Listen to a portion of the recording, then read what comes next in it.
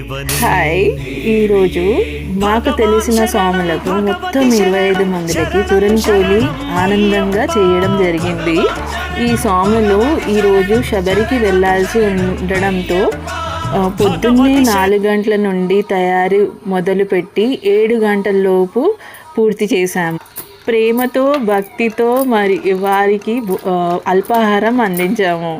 స్వాములు ఎంతో ఆనందంగా అల్పాహారం చేసి మాకు హృదయపూర్వకంగా ఆశీర్వాదం ఇచ్చారు.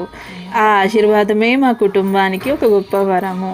ఇలాంటి సేవ చేయడానికి అయ్యప్ప స్వామి మాకు శక్తినిచ్చినందుకు ధన్యవాదాలు. స్వామియే శరణమయ్యప్ప.